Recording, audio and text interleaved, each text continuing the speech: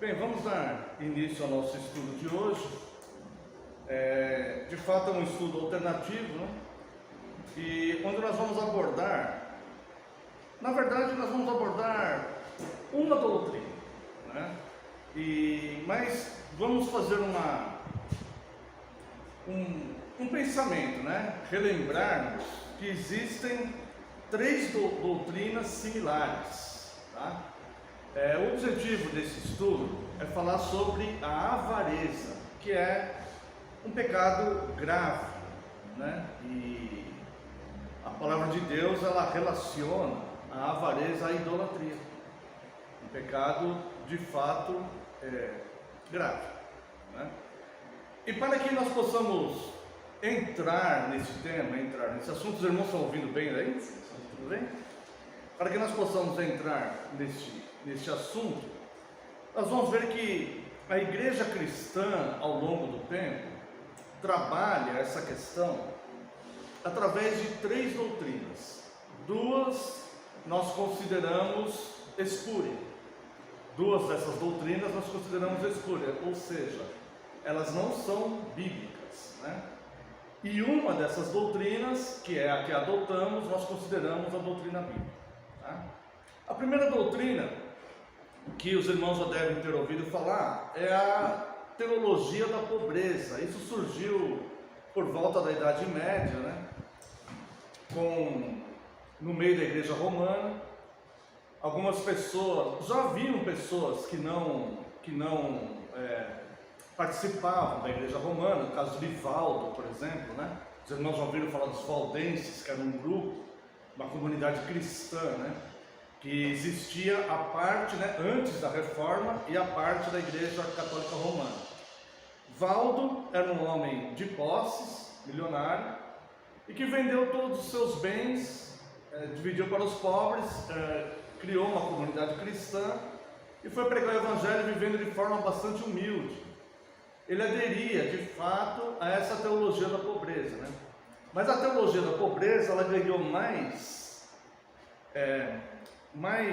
adeptos, vamos dizer assim, no meio da igreja romana, com os mosteiros, os conventos, né? Era comum as pessoas que se sentiam vocacionadas, muitas vezes abrirem mão, né, de todo tipo de conforto para viverem reclusas, em conventos, em mosteiros, né? Muitas vezes com uma alimentação bastante simples, basicamente pão, água, coisas assim básicas para a sobrevivência, né? No meio que nós conhecemos como meio evangélico, também existem algumas denominações, algumas comunidades cristãs que aderem à teologia da pobreza. É o caso dos menonitas, por exemplo, né? Uma denominação que surgiu vinda de alguns pregadores metodistas, né? Então surgiu os menonitas. Eles se concentraram no Brasil aqui mais no estado do Paraná, Mato Grosso do Sul, perto do Paraguai, a divisa com o Paraguai, tá? Também tem espalhado pelo mundo, né, comunidades que são adeptos à teologia da pobreza, caso dos Amish, né, e algumas outras que existem pelo mundo, tá?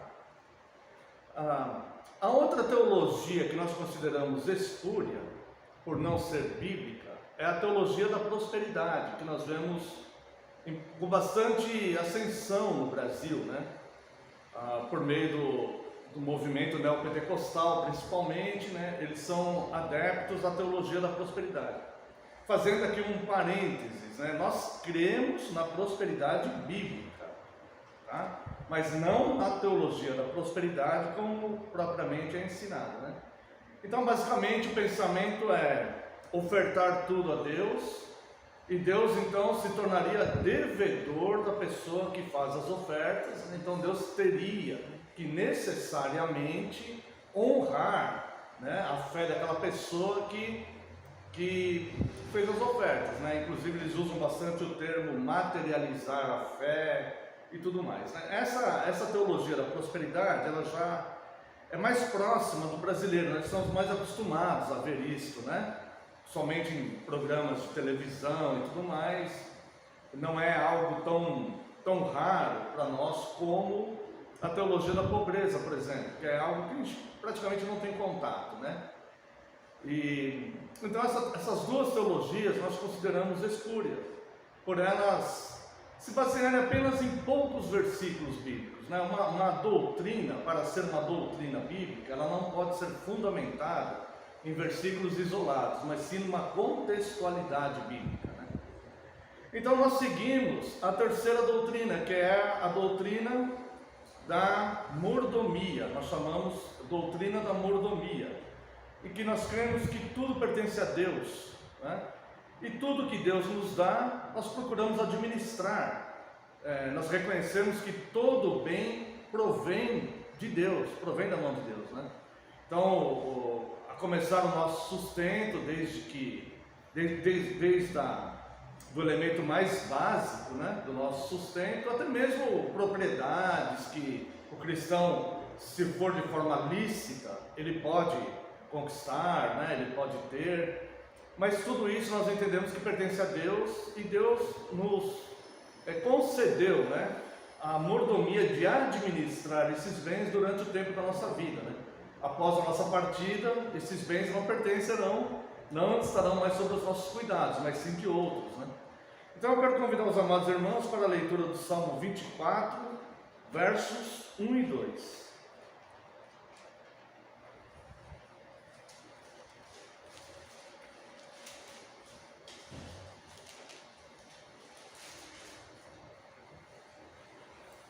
Salmo 24 é um salmo bastante interessante, né? 10 versículos, mas vamos ler apenas, vamos ler até o verso 4. Salmo 24, do 1 ao 4. Ao Senhor pertence a terra e tudo que nela se contém, o mundo e os que nele habitam. Fundou a ele sobre os mares e sobre as correntes a estabeleceu. Quem subirá ao monte do Senhor? Quem há de permanecer no seu santo lugar? O que é limpo de mãos e puro de coração, que não entrega a sua alma à falsidade, nem jura dolosamente, né? Então aqui nós vemos neste salmo uma pureza íntima e uma pureza também a nos relacionarmos com as pessoas. E no que tange ao tema que estamos abordando aqui, né, a doutrina da mordomia, o Salmo deixa bem claro que tudo pertence a Deus. Se nós olharmos assim com bastante atenção, né, ao versículo 1, nós vamos ver que de fato tudo pertence a Deus. Ao Senhor pertence a terra, o que nela se contém, ou seja, qualquer edificação que for feita na terra pertence a Deus. O mundo e os que nele habitam, ou seja, todas as pessoas pertencem a Deus. Não é somente, como se crê genericamente, que somente os salvos pertencem a Deus, né? Todas as pessoas pertencem a Deus.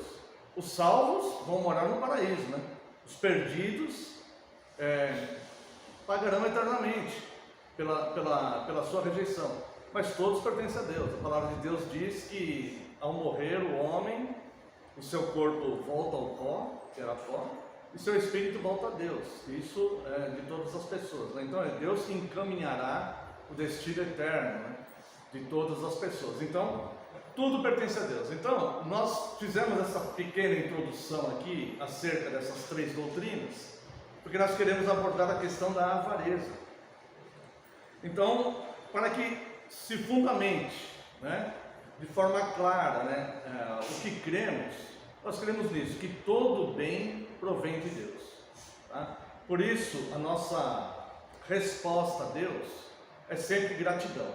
Nós servimos a Deus não porque queremos uma prosperidade, não porque queremos que Deus nos livre da extrema pobreza, não porque queremos os favores e benefícios, também não por medo de perecer eternamente no inferno. Não são esses os motivos que levam o verdadeiro cristão a cultuar a Deus, a estar presente na Santa Comunhão e a ter uma vida, né, procurar ter uma vida santa. O que nos leva a isso é apenas um motivo, que é a gratidão, porque estávamos em miséria espiritual e por graça de Deus, né, pelos méritos de Cristo e não pelos nossos méritos pessoais, O Senhor então nos alcançou, né? Nos abriu a destra da comunhão, nos enviou o seu próprio Filho para no sacrifício eterno morrer por nós, né? E nos resgatar da condenação que os nossos pecados mereciam. Então a nossa resposta a Deus é pura gratidão. Então, como vamos